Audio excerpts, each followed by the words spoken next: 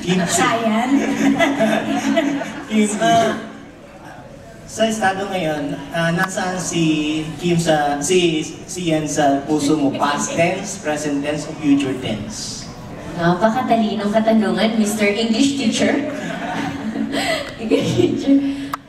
Siyempre, wala siya sa past tense. Nandun siya sa pelikulang past, pero wala siya sa past.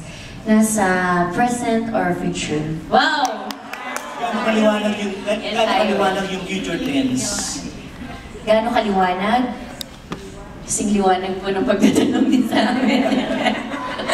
Hindi, gaano kaliwanag yung future tense. Siyempre, ako kasi hindi ako yung tipo ng taong iniisip ko na yung future ko. Kasi baka, siyempre pag nag-expect ka na, uy, parang kunyari nanalo kang loto, uy, alam ko mananalo ako sa future ng loto. Pero hindi naman ako nanalo. Parang nakakalungkot na i-expect ko yung dapat na mangyari sa future. Ang Diyos ang may alam nun. So ako masaya ako sa kung ano yung nangyayari sa akin sa present.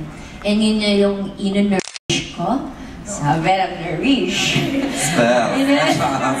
Nurture and nourish. Gata. Yun yung i-treasure ko. Tatlo na yun diba? Nurture, nourish, torture. Basta. Torture. Yun yung pong papahalagahan ko po sa buhay ko. Kung ano po yung meron sa present ko, masaya po ako doon. Kay Sian. Dapat tayo mo yun. Ano nga bang tanong, Archie?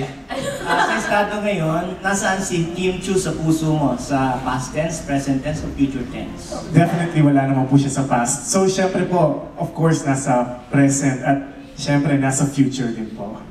Yes. Gaano kaliwanag yung future tense? Actually, hindi ko po masyadong intindihan yung gaano kaliwanag yung future. Lalim na lima naman kasi itong sa Archie magtanong. Magamit lang yung tense. Paano po yung gaano kaliwanag? In fairness, malinaw naman talaga. Gaano kaliwanag daw yung future? Yes, syempre malinaw na malinaw. Nakikita ko po sa future si Kim sa upcoming years. Yes. Many more years to come. Okay. Parang design na yan, no? Opo. Si